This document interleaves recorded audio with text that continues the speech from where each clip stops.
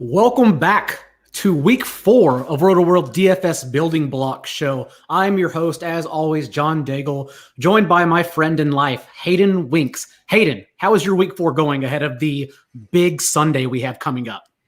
Well, I thought I was ahead of schedule on Thursday, and then today's injury reports were flooded. Daigle was on news this morning, and it was the busiest day of the year per Daigle. So I'm going to go update my blueprint column after this show with all of the injury updates. There are a ton of them. A sneaky week because it's not as many fantasy injuries that impact the players we typically care about as you think. Behind the scenes, if you go to the rotoworld.com player news page, it's a lot of cornerbacks like that that matter because now we're getting third and fourth stringers that we want to target in fantasy thrusted into lineups. It's a lot of impactful defensive ends and pass rushers that have been knocked out or questionable or game time calls as well. So I would say it's the sneakiest injury week of the year so far. Not the most important one, but the sneakiest for sure. Nonetheless, it's all up there on the Roto news page, but we are here to talk Sunday's main slate. That excludes Eagles 49ers. Thank God, because there are too many injuries in those games to sort out anyways, and I'm tired of talking about Carson Wentz. And then that excludes Monday night, of course, which is a really good game, but there are a lot of injuries still to sort out over the next 24 hours, and your lineups even, with Calvin Ridley and Julio Jones and Devontae Adams and Marquez Valdez-Scantling, and the list goes on and on. So we're going to talk about Sunday's slate. But as for injuries, we have also suffered an injury because we had a couple guests lined up. We had an option that something happened with his home. Hopefully everything's well there. We had 2 more backup options, and everything fell through. So we are here, still game time calls. I've still decided to play 2-man group. We are going to lean on the chat heavily. So hopefully, like Goku, asking for everyone's spirit from Earth, we need all your help throughout this show, and we're going to get there, talk about injuries in the show. Before we do that, though, Hayden, I'm curious, how did your week go last week with DFS? DFS went well. I thought I had a really good cash lineup. I basically came 50-50, and then last night I had a really close tournament lineups with the Sam Ficken, the kicker, on Thursday night showdown, and I got squeezed out of the top of the leaderboard because of that Melvin Gordon touchdown at the end of it. But yeah, the showdown slates are so much fun. I mean, if Thursday night, I don't care how bad the game is, you throw a couple showdown lineups in, you're gonna have a good time. I read a bunch of showdown content, but I do need to admittedly get better. And I feel like the more you play, the more you study winning lineups, just like regular DFS, you do get better in time. But yeah, I was right there until Melvin Gordon, who, if everyone read my prop column, also I was in the under on his numbers in that game. And then that one boom run just screwed all his props up for me as well. So and he didn't even deserve it. The line kind of just squeezed together, and then he just bounced it nobody was within 10 yards of him. But it was very much like an old school Emmitt Smith pinball run. And also, I don't even know. I saw it as well, and I didn't chalk it up to he didn't deserve it. I just chalked it up to, okay, Adam Gase and Garrett Williams. Here we are, added again. But nonetheless, we're going to bounce back here this week. And I want to start with the decision point, as we always do, about what we faced when building lineups heading into Sunday and how we can help those listening to when they face that problem as well. And my biggest issue so far has actually been with Ryan Fitzpatrick and the quarterbacks and where to lean. Because on the surface, even if you do go to the rotoworld.com/DFS toolkit, which we will be using here in just a few minutes, Ryan Fitzpatrick projects heavily in every single model. He's at near the top, especially on DraftKings where he's only 5,400, I believe. The issue is we've been smoked if paying down for quarterbacks or even paying a median price for quarterbacks through the first 3 weeks. And it's because there is a reason that these top 5 and top 6 offenses in the league are also driving Vegas Sportsbook to put their totals over 50 now. And they have 6 games over 50 this week, by the way. And that's because their quarterbacks are just smashing the results of everyone else. Even in playing like Carson Wentz last week, I should have thought better of it, asking myself, can Carson Wentz match Russell Wilson? And the answer was, I guess, no. And that man still ran for over 60 yards and a touchdown and still wasn't able to come close to what Russ, Dak, and the rest of those guys did. So that's the conundrum I'm having with Ryan Fitzpatrick and another quarterback who we'll talk about in depth later on, and why I still think I want to spend up for Lamar in a terrific spot And what will likely be the lowest own he will ever be in DFS is probably week 4 this week, because everyone still sees that island game on Monday night and suddenly doesn't want to play him now. And for Russ, of course. So that's where I'm at with quarterbacks. Do you have any thoughts on that? Yeah, I don't think that this problem is going to go away anytime soon. I think we're seeing two things. One is penalties are down, and I think that is really helping the offenses out. And the second thing is some of these playmakers that we had, like a Russell Wilson, a Josh Allen, their passing volume is just way up just because offenses are starting to pass the ball more so in neutral game scripts. So you're having these quarterbacks that were basically quarterback ones last year, now moving into the elite quarterback one tier. So I think, Daigle, you're spot on. I want to play Ryan Fitzpatrick. There's like some other quarterbacks we'll get to in a second, like maybe like a Matthew Stafford's in a good spot.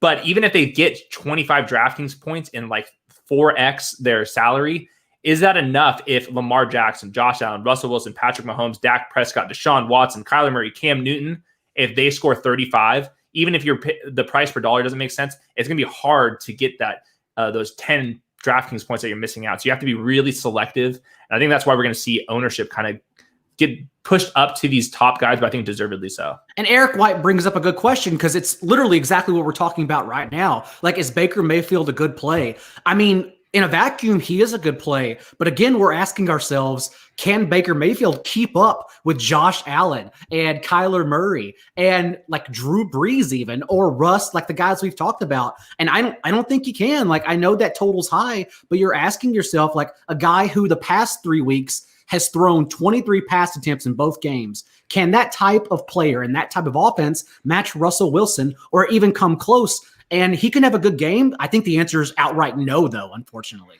Yeah, it would take a crazy ceiling game for Baker Mayfield to win a GPP, even though he's priced where he should be, a couple thousand compared to the top guys. But just Baker Mayfield's not going to have enough passing volume. They're going to be top 5 in pass attempts most weeks and definitely on the season as well. They want to run the ball, especially with Nick Chubb and Kareem Hunt.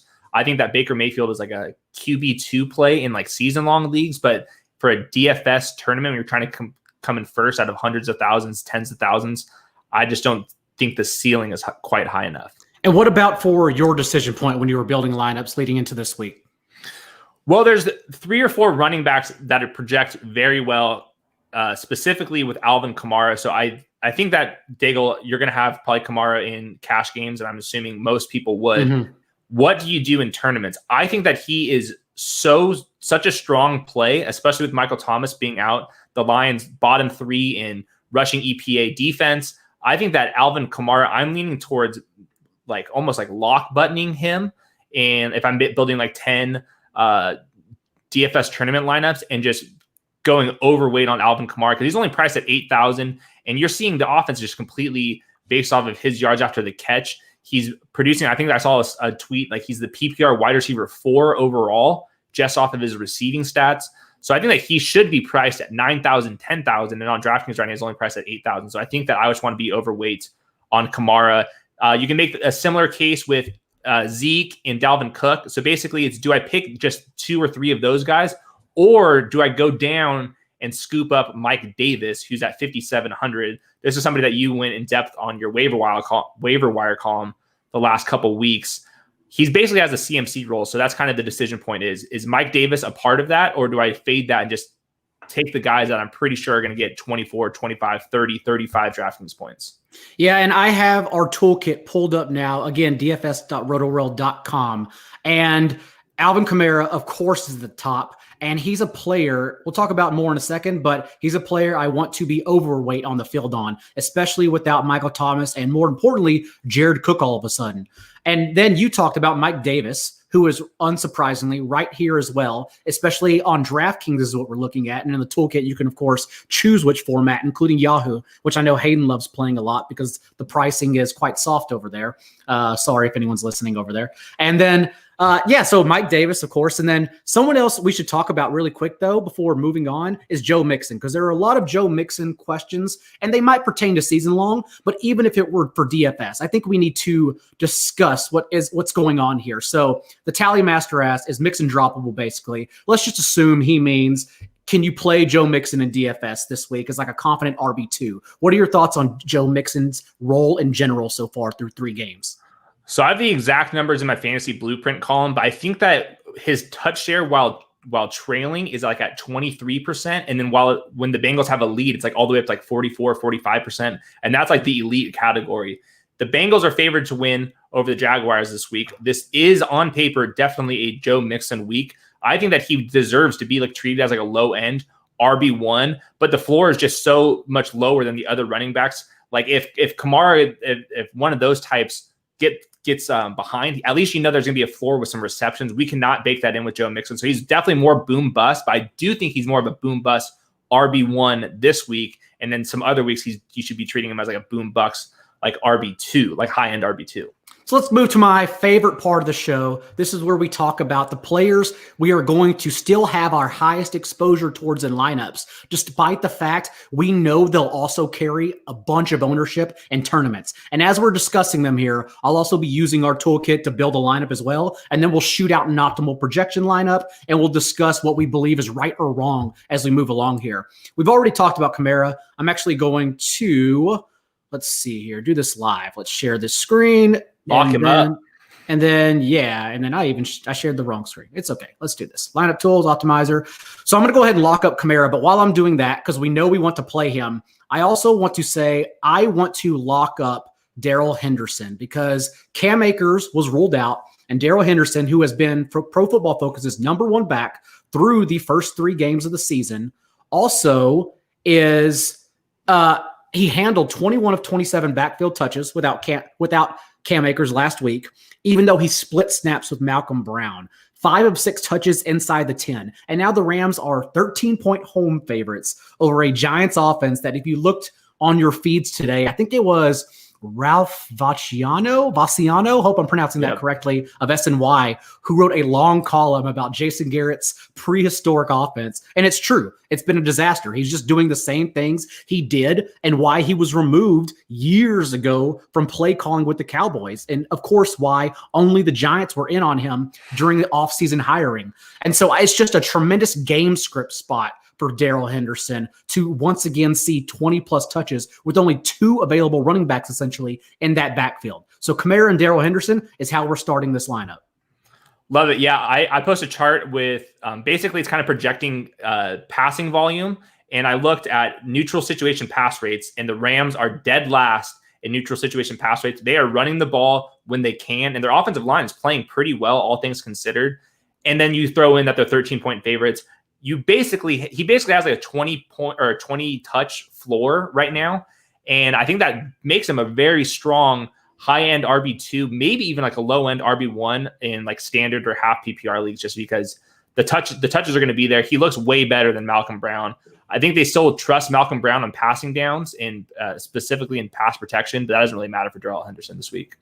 And what about for you?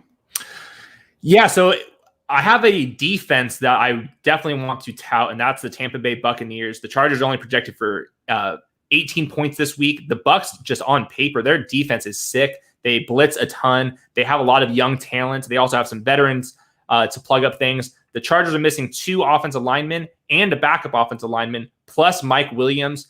They get Justin Herbert, who we saw in college was really streaky. He is turnover prone at times, so I definitely want to be touting the Tampa Bay defense. I want to be overexposed on them, and usually defenses can only get so much ownership. I definitely want to be higher on the Bucs defense. Yeah. So, and if you look at the toolkit, actually, it looks like the Buccaneers are the top projected defense, which is unsurprising. And I know you mentioned it, but also just the number of injuries. Not only missing right tackle Brian Bulaga and right guard Trey Turner, the Chargers are, they're also missing Turner's backup, Tyree St. Louis. So they're on their 3rd string right guard. It just seems like a disastrous situation for Justin Herbert. And although he can elude and escape having a high rushing floor, remember, we obtain more sacks. Like defenses have higher floors against rushing quarterbacks because they run around the pocket, hold the ball longer, and you can gain sacks that way. So it seems like the ultimate smash spot for a Bucs defense because the offense is injured, right? Like they're going in here without Leonard Fournette and Chris Godwin, but the defense is fully healthy, assuming Sean Murphy Bunting plays. And so that also, if you want to do that, not saying I will, but it's also a good correlation play with Ronald Jones, since we know LaShawn McCoy is not going to get more than 5-6 carries maximum. So it's literally Ronald Jones week, and we should hope that the Chargers interior line between Justin Jones and a few of those other guys are still banged up. So I like that call a lot. Also, I like locking a defense. We never do that. So what about your tournament play? Man, well, I think that Will Fuller deserves a lot of ownership, especially with Deshaun Watson's kind of underpriced as well. So I think that those two, Brandon Cooks also in the mix, that's a pretty strong game environment with somebody to run it back with Dalvin Cook, who I think is a little underpriced. Adam Thielen is a dart throw as well. So I think that Will Fuller, and you have to be approving this as one of the biggest Will Fuller stands on the internet, I think that Will Fuller is an excellent tournament option. We've seen the ceiling, and people do not want to click his name because they're worried about that hamstring. If he gets a 0, oh well, but I think that there's definitely a path to 25 DraftKings points this week. Not only do I like Will Fuller, I'll say everyone in tournaments, I like Brandon Cooks as well. Brandon Cooks' routes run on Deshaun Watson dropbacks have increased every single week so far. A season high 90% last week, actually, with Will Fuller playing his full allotment of snap, because Will Fuller is clearly healthy. Yes, it's concerning that he popped up midweek on the injury report with a hamstring injury. I wish that hadn't happened, but we also know that's what happens when you ride or die with Will Fuller. So I'm fine with that. Hopefully it scares people off, because that's actually a game script I want a part of. We know what the Texans and we know what the Vikings in particular want to do on the other side of the ball, right? Like they've run at the league's 4th highest rate in neutral game script. They've run at the 5th highest rate when trailing their opponent. They absolutely want to attack a weak Houston front seven that allowed Clyde Edwards-Helaire to have a career day in week 1. Week 2 that allowed Ravens running backs to average 7.9 yards per carry. And then, of course, last week, James Conner, despite not looking that explosive, just running through wide open lanes. So I really like running back any Texan stack, Dalvin Cook, Will Fuller, even double stacking with Brandon Cooks with Dalvin Cook, despite the fact for season long, yes, I would still play Adam Thielen and Justin Jefferson in this matchup as well. Yep, completely agree. I think that Deshaun Watson, Will Fuller, Brandon Cooks, running back with Dalvin Cook, you need to at least have one of those lineups. That's, I think, one of the easiest, like, high upside stacks that you can have. We haven't seen Deshaun Watson ball out yet. That's because obviously the schedule that they've had, better days are coming for Deshaun Watson. So we're going to run this really quick before we get into the players we want to fade. I want to run this. I want to see if it shoots out Watson actually for us, because we can also talk quick pivots as well. So while we're waiting here, we have Dak, Fuller. So Damiere Byrd is someone who continues to pop, and no matter what model you use, whether it be the DFS toolkit, other companies, I see Damiere Byrd projecting well because he's actually run more routes than Edelman and N'Keal Harry this season. He's just not getting the target share. So I'm not saying I would play him, but on DraftKings for $3K, I guarantee you a lot of people, maybe not for tournament so much because I question his ceiling, but they'll probably take the KJ Hamler floor like last week with Hamler and just play Bird to fit more players in, since we know these running backs are so important. Having said that, let's go ahead and talk Dak Prescott really quick, because we're going to not only adjust our lineup, but Dak Prescott is actually the one player in tournaments that I am fading no matter what. I don't want to play the Cowboys offense this week. I would much rather play Nick Chubb and the Browns defense, because remember, in week 1, which was a season high in pressure rate that Dak Prescott received against Aaron Donald and the Rams, he averaged 5 yards per attempt in the second half. Aaron Donald single-handedly crushed him in the second half. And then you move to the last 2 weeks against opponents, and he's only been pressured on 24% of dropbacks compared to 44% in week 1. So it's a totally different game plan. Tyrone Smith seems like he's going to play, but I still question a man who faced like a career-threatening neck injury coming back 14 days later at left tackle. And they still have issues with Terrence Steele, who was removed from last week's game at right tackle. And thus they just put another rookie on the line. They're not playing third rounder Connor McGovern at all. And then they moved Zach Martin, oddly enough, to right tackle. And against Myles Garrett and perhaps Olivier Vernon and Denzel Ward now, who's questionable as well, and I believe he'll play, reading the tea leaves throughout injury reports throughout the week. Like, I love fading the Cowboys offense in general and bringing it back with the Browns defense if you're not playing the Buccaneers.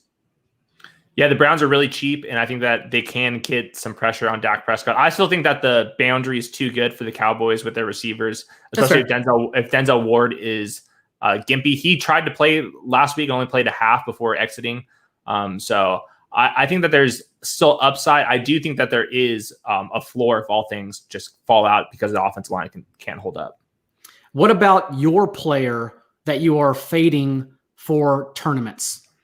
Well, this works out here with, I believe that says Darren Waller in our optimal. I want to be fading the top high-priced tight ends this week. The matchups aren't that great, and I think that if we want to pay up for these quarterbacks that we mentioned earlier in the show, you kind of have to find some spots, especially if you want to throw in Kamara at 8K, Dalvin Cook, Zeke Elliott, those type of running backs at the top. You're going to have to find some money elsewhere, and I would rather basically punt off tight end. The position is just weak in general.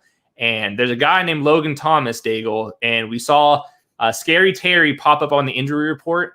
The Ravens, if their defense has a weakness, it is definitely against tight ends. They lost Earl Thomas. They're relying on some rookies in the back seven. I think that Logan Thomas, if Scary Terry is out, he has to get there. Even if we're going to assume 50 of his targets are going to go into the stands, I want to punt it off and go Logan Thomas or another low-price tight end rather than paying up for a Travis Kelce, for a Darren Waller, one of those types.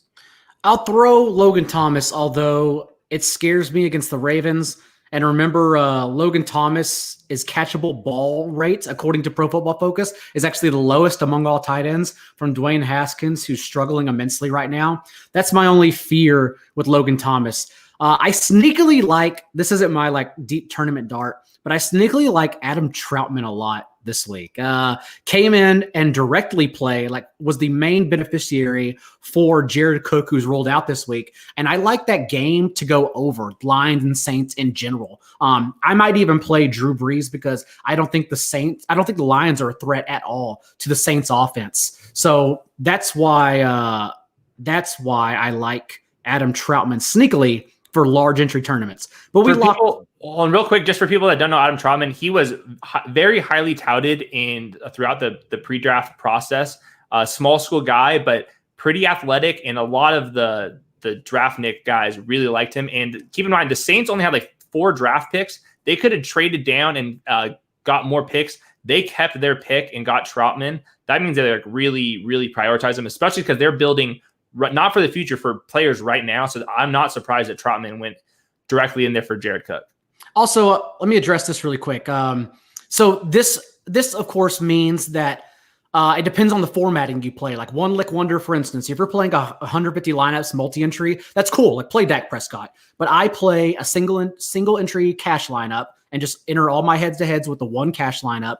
And then I play 3 entry tournaments and high stakes 1 lineup on FanDuel. So 3 entry on DraftKings, 1 lineup for tournaments on FanDuel with 75 to 150 people, where you're basically just altering your cash lineup and maybe creating unique stacks. For instance, last week, the winning lineup in the 150, 150 man single entry was Kyler Murray at quarterback.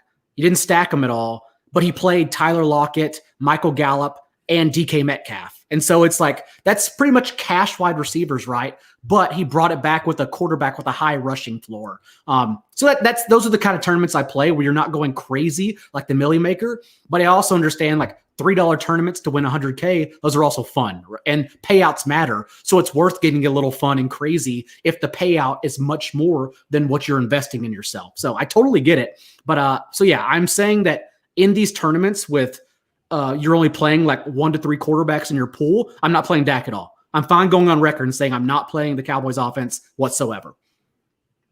So let's go ahead and run this really quick. I bet Damiere Byrd's still probably going to come back. I put Deshaun Watson in there, by the way, and this actually makes it good because I can take Elliott out. We can put Dalvin Cook in to bring it back with a stack. And then I think we still have, let's see here, number of lineups. So we still have quite a bit left. Let me do this real quick. So Damiere Byrd. Okay, so we have 600 left. So you can alter a little bit like that. A receiver might open up for 3,600. So yeah, I'm happy with this. Do you have any thoughts on DJ Moore since he's popping here?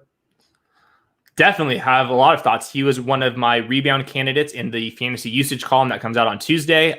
He has the second highest air yard share in the NFL right now.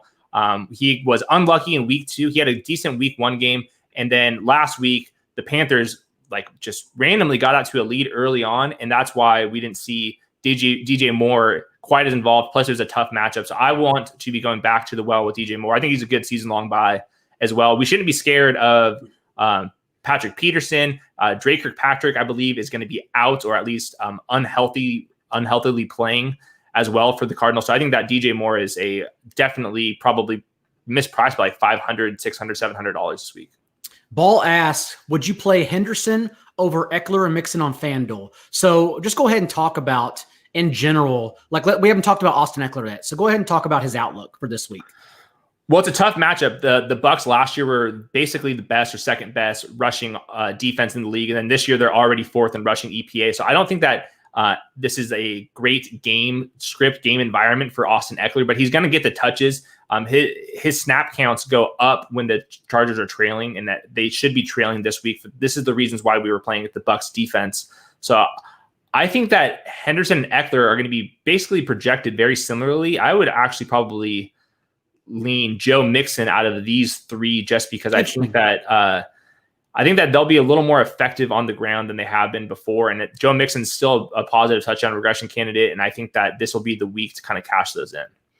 Mello Bello asks, is Chubb really going to come in sub 5%? Hayden, I know you have ownership percentages on your side, so I'm curious because, like I said, I am high on the Nick Chubb Browns D correlation. That's the only reason I'd be playing the Browns D. If I think they're going to get pressure and sack Dak a lot, and a lot more people are going to roster the Cowboys offense as a whole, I will want to run it back with defense because defense doesn't matter. And I'm just trying to gain an edge over the field that we know about that we know we're going to go to the Bucs, right? They're going to probably play Colts after last week, going to spend up on them on FanDuel. What's another defense they might play?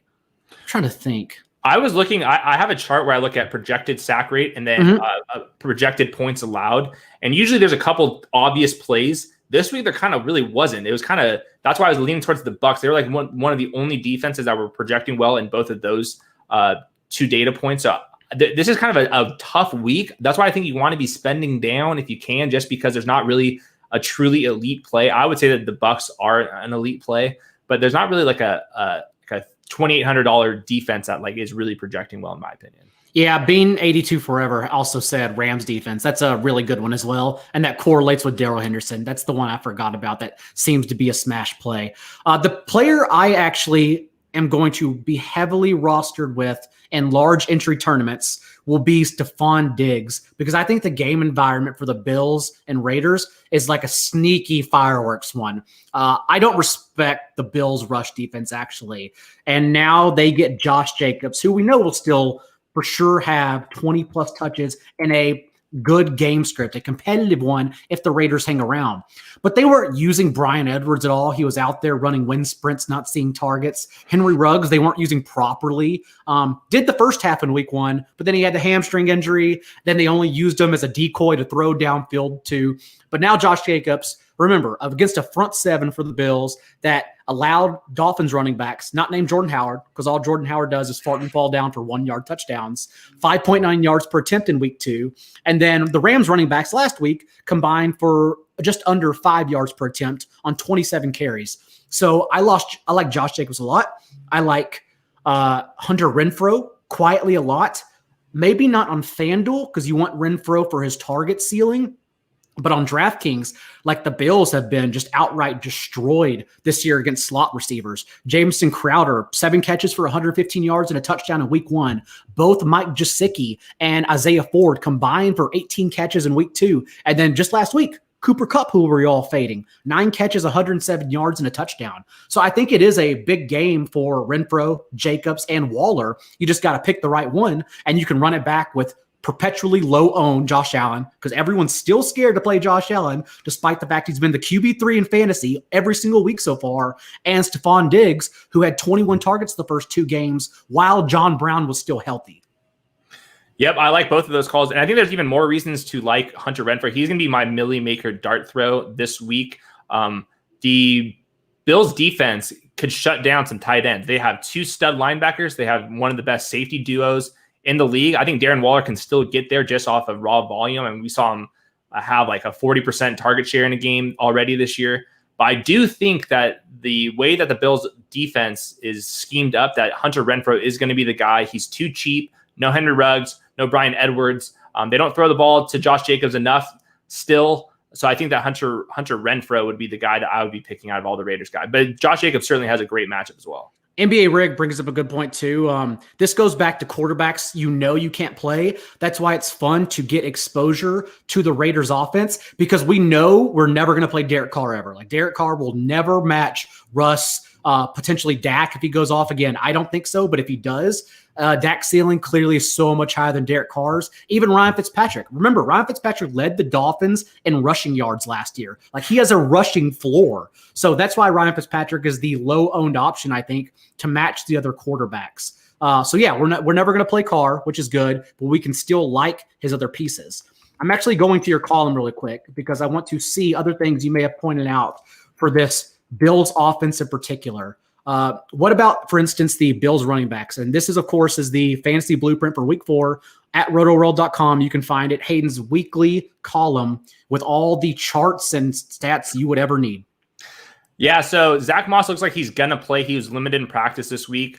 Zack Moss's role is pretty one-dimensional. He's basically the goal line back. We didn't see the pass attempts or the targets that we thought we were going to get out of Zack Moss. That's kind of fallen into Devin Singletary's lap. The matchup is great just because the Raiders cannot stop the run. We saw Kamara have a big game, others as well.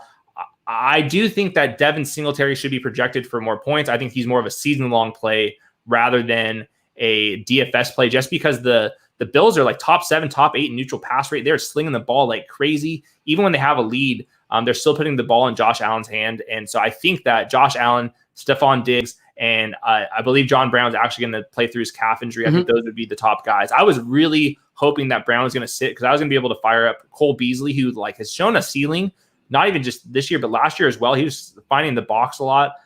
So I think that the Bills just make a lot of sense as well. I was going to fire up Gabriel Davis on FanDuel. Like I was looking for cheap options because I do want to play Kamara, Henderson, like Josh Jacobs, Dalvin Cook. I want to run back with Brandon Cooks. Like I want to play these expensive running backs, but then of course you need to find a way to cheaper options at other positions. So that's why I get like sneaky guys like Troutman and Gabriel Davis, who I think will be in shootouts. Hunter Renfrow even though again, targets are his priority. And at FanDuel, that makes it a little bit tougher. This is a good question here because it leads us into our next topic. Mello Bello asked, with Lattimore and Jenkins out, the Saints starting corners, what about Stafford, Golladay, Hawkinson, Kamara, Stack? And I'll say that I loved that game anyways. Like I was hoping Michael Thomas played. I was going to play Drew Brees, Michael Thomas, and Kamara somehow. I was going to fit it in. I didn't know how, but I was going to shove him in. I'm still open to playing Drew Brees in this game and then having Kamara because I also think it allows sneaky exposure to all of the Saints touchdowns as opposed to having just Kamara like everyone else will. So you also get double points if Kamara catches a touchdown, which we know he can. I mean, 13 targets last week. So of course, he can catch more touchdowns. And he has the 3rd highest target share the past 2 weeks in the entire league, not just among receivers and tight ends, but in the entire league without Michael Thomas. And then running it back with Golladay or Marvin Jones, my choice would be Golladay. You can maybe even do Hawkinson. Like I actually love that idea still.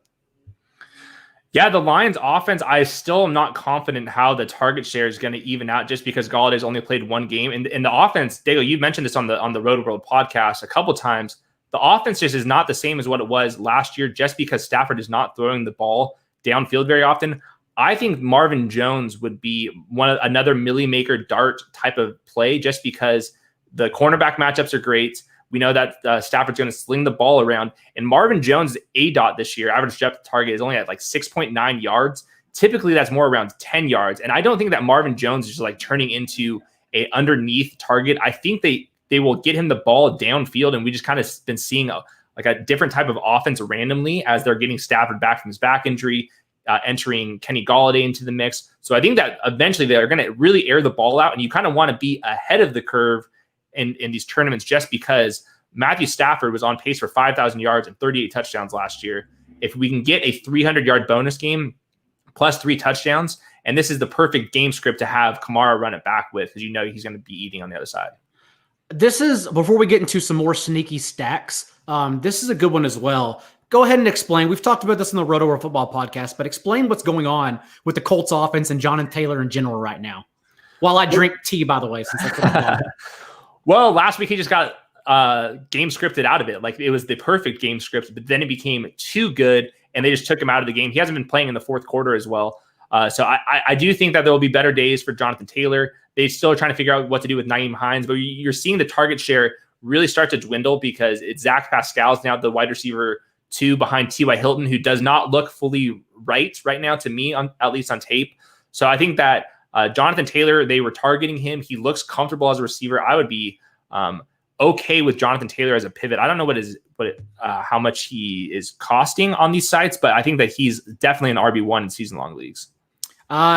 And Ball is Life asks, will Keenan Allen see the same amount of targets? Keenan Allen is also another sneaky start. I can't guarantee that I'll play him, but he has literally led the entire league. Every player in target share, 36% the past 2 weeks with Justin Herbert. Herbert is pretty much just locked on Keenan Allen and the running backs. In this case, it's been Austin Eckler for a 20% target share the past 2 weeks, but that's only because game script got out of hand, which is also why Josh Kelly didn't get there last week, because he had to get taken off the field for Austin Eckler as they were falling behind, which is what we did not expect against the Panthers at all. So, yeah, I mean, I think Keenan Allen, he's still out there for basically every single snap, running a route every single time he's out there. So I think Keenan Allen is a fine play because everyone's still not going to play him, despite the fact we can assume against the Bucs defense, they're going to be throwing a lot. So it's going to take more efficiency, or maybe never mind. It's going to take more volume than efficiency. It's going to take a lot of volume, but that can certainly happen in this game. Yeah, so there's no Mike Williams. The one thing about this game is there's projected thunderstorms on like Saturday and Sunday. So make sure you're checking weather reports. I think there's this game. I think the Bengals game are the 2 weather concerns of the week. Usually weather's not as big of a deal as what people think, but the second you get too much wind and rain, that's when you can kind of start pumping the brakes a little bit. I do think that this game has a chance to be kind of low scoring just because we're seeing the Bucs, especially with Chris Godwin out and Scotty Miller also banged up. They've been running at a really slow pace, I think like 24th in the league, and they're in the bottom half in neutral pass rate as well. So they're kind of hiding their offense and letting their defense win games. And I think that this could be one of the few low-scoring weeks. I would never bet an under right now just because the way the NFL is set up. Yeah. But I think if I had to, that would be one of them. Real Madrid says he would rather watch rugby, and I would just like to quickly say I would not. Okay, moving on. My favorite stack for large entry tournaments, my sneaky stack of the week, would be Bengals and running it back with James Robinson. Geno Atkins and Mike Daniels, both interior run stuffers for the Bengals, were ruled out today. One of the sneakier defensive absences of the entire week. And we know James Robinson is now handling the pass game workload over Chris Thompson as well. He's a fringe weekly RB1, despite what we think about his 4.9 40 time. So just having Joe Burrow, who again, back-to-back 300-yard games, back-to-back multiple touchdown games, and then in week 1, when he wasn't getting sandwiched in between Eagles defenders, 7 and 8 carries in those games. Like, he has a rushing floor as well. And the Jaguars defense, the rush defense, although it's good, they are a true pass funnel. So Burrow and then T. Higgins, who is cheaper and more explosive than A.J. Green, I like a lot, perhaps running it back with James Robinson.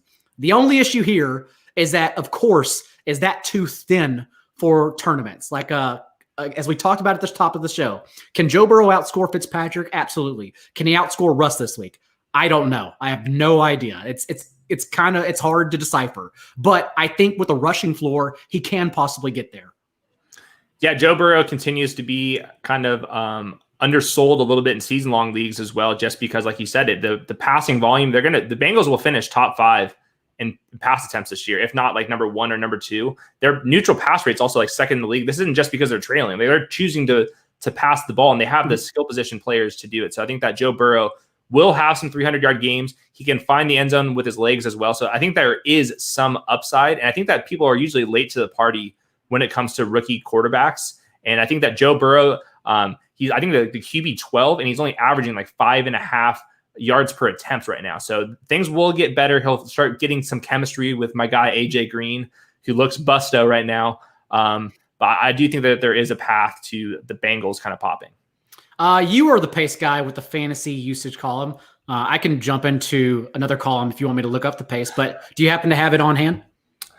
I don't remember. I think the Jaguars are dead last in neutral pace. I would have to double check that. All of the pace is going to be in the fantasy blueprint. Right. But the Bengals are playing with enough plays. The one thing we haven't really seen is if they jump out to a big lead, what happens with the neutral pass rate, what happens with just play volume in general, because I would figure they would really get Joe Mixon involved. And I think that's why you mentioned Joe Mixon earlier. So that would be one thing to keep an eye out. But in general, the Bengals are really moving the ball around, really. NBA Rig asked why T. Higgins over Boyd. That's true. Maybe you can go Boyd. I actually played Boyd last week. That's who I ran back Carson Wentz with. The issue is Carson Wentz can't throw a football. So it doesn't really work out when you play Carson Wentz and Russ throws for 10 touchdowns in your face in the afternoon. What about your large entry stack? Well, I think Cam Newton with Julian Edelman is an interesting one, just because I like finding stacks where I know if Cam Newton has a good game, I know where the targets are going to be, and that is with Julian Edelman, who leads the league in air yard share, a really high target share as well. And I don't think N'Keal Harry can play very well. Damiere Byrd is just out there running sprints. So I do think that if Cam Newton is going to finish as the top quarterback of the week, the second best quarterback of the week, it'll be with his legs. We see the Chiefs are begging teams to run the ball against them. They are bottom 3 in like basically every rushing defense stat for the last couple seasons now. I think that Cam Newton will have some success with his legs. And when they do end up trailing because they're playing Patrick Mahomes, that's when Julian Edelman can pop. And I think that that's probably the easiest way to get there. And plus, you get to run it back with whatever Chiefs player you want. All of them have difficult matchups. I will say, if I was going to pick one, I think I like Clyde Edwards-Helaire the best. I looked at the box scores and I watched another one of the games between these two teams. And the Chiefs running backs have had 9 targets, 10 targets, and 10 targets in their last 3 matchups with Patrick Mahomes. And I think basically what's happening here is they're just saying, we will not let you win deep against us. We're going to try to bracket Tyreek. We're going to put a lot of press coverage on Sammy Watkins with Stephon Gilmore. Please check the ball down to your running backs. And we saw Clyde Edwards-Helaire with that over-the-shoulder catch. He can make some plays out of the backfield if that is what happens, and they're letting Clyde Edwards-Helaire pick up first down after first down. So that would be my choice to run it back with. Ball is Life asks, we could avoid Seahawks receivers? No, I'm not. You couldn't pay me to avoid Seahawks receivers. I think it's fine getting creative with Deshaun Watson, Fuller, Brandon Cooks, whatever you want, running back with Dalvin Cook. But there's not a lineup I'm not going to play DK Metcalf in. Like, if it were not for Kamara and Daryl Henderson being my 2 highest owned plays, I'm locking in DK Metcalf. I don't give a damn what the format is. Everywhere, literally everywhere. The answer to this is play both of them. If I was going to pick one, it's Tyler Lockett. From just like a pure usage perspective, he has like top 10 usage and he's paying off as like a top 5 fantasy receiver. DK Metcalf has been getting there as a top 10 receiver, but his usage is way lower just because he's not getting as targeted as often as Tyler Lockett. I think Tyler Lockett, his floor is safer. I think both of them should be treated as like top 15 fantasy receivers. The upside's through the roof every single game. What I love about DK Metcalf is that Byron Jones is doubtful for this game. Yep. And Dolphins rookie Noah. Don't try it. Nagani, I believe that's how you pronounce it, has allowed the 9th most receiving yards. And that's not including, I guess it's including, but the 9th most receiving yards, despite Chris Conley dropping like 4 of 8 targets last week. Chris Conley was burning him every single play, but it doesn't matter when you're Chris Conley and your hands are cement anyways. So the numbers would have been higher and off the charts had Chris Conley been a good NFL receiver. And now imagine him on the boundary versus DK Metcalf, most likely. It's not gonna be pretty. So, and what's great about that is you can run it back. Preston Williams is really cheap. I think that's another Millie Maker dart throw. Gesicki's in play because Jamal Adams is out, and so is a couple of their linebackers. The Seahawks secondary back 7 is really struggling right now to stay healthy, and then also with Devontae Parker. And of course, Seahawks are good against tight ends, but remember, we don't count Gesicki as a tight end. Like, he's played the highest slot rate among all tight ends, 78%. So he's literally a majority wide receiver, and that the slot receiver is where they've been getting pummeled at like historic rates. It's their cornerbacks in general, but slot receivers in particular have just torn them apart. So I think even like Isaiah Ford is just a dumb, sneaky play if you're trying to get exposure to that game. But what about your sneaky stack of the week? So I think Cam Newton's one. The other one I had written down was the Dolphins. And then the other one, and I think that this kind of falls into is probably too thin, is the Panthers stack, just because I think Mike Davis is severely underpriced. DJ Moore, I also think, is underpriced. So I wonder if it would even be worth it to even include Teddy Bridgewater in that. I mean, I think that DJ Moore could have a huge game. Mike Davis can have a huge game. And then Teddy Bridgewater could still not end up paying off enough. Just because we think that the target competition is so dwindled between them and Robbie Anderson. Curtis Samuel's just like straight up not very involved right now. And the tight ends, Ian Thomas is like on a milk carton, as Daigle's blurbs usually say. I'm a big fan of milk carton guys. Yes. So I wonder if I would even include Teddy Bridgewater, but I think that DJ Moore and Mike Davis are awesome plays. I hope DeAndre Hopkins is going to be playing through his ankle injury, because that would be the one guy, of course, that you'd be wanting to run it back with if you even need to.